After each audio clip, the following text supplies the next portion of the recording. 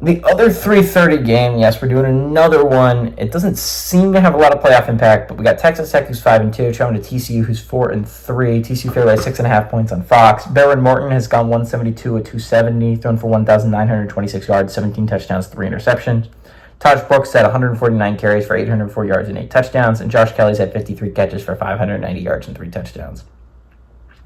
Josh Hoover's gone 184 at 277, thrown for 2,270 yards, 16 touchdowns, 6 interceptions. Cam Cook has had 96 carries on the ground for 349 yards and 6 touchdowns. And Jack Beck has had 42 catches for 748 yards and 7 touchdowns. Texas Tech is 33-30 against TCU all time. Last game did go to Texas Tech in 2023. TCU has won 4 of the last 5, though.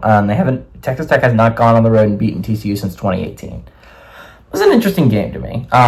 Because honestly, I think a lot of us, the collective, just have stopped paying attention really to the Big 12 in general. And honestly, I don't super blame people for that, right?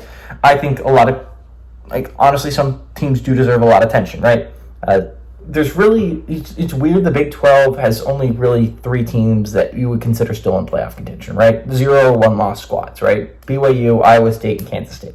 So they're really kind of the top 3. I think a lot of people are going to think of them as the top 3 heading forward, right? And that's big, and it's important, and it's interesting and all that, right? But I think a lot of people forget, mainly because that there's some teams that are 2 losses, but they only have 1 loss in conference. Texas Tech is one of those. And yes, they dropped their first game of the year last year, or the first game in conference against Baylor last week, and that was a blowout. Baylor kicked their butt. But Texas Tech is still alive in this conference race, and they have a big game next weekend against Iowa State.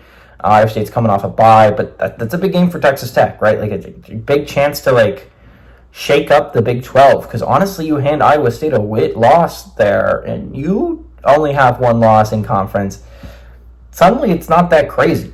Texas Tech could make a run at this thing still. I think this game's really interesting because honestly, TCU hasn't been playing that poorly. They're 4-3,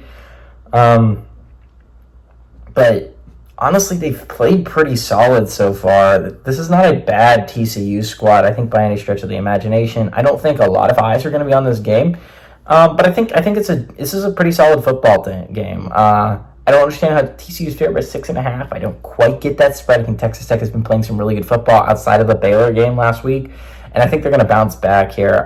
I honestly like Texas Tech to stay in the playoff picture a little bit. Give me the Red Raiders to go on the road and pull off a shocker and upset TCU on the road.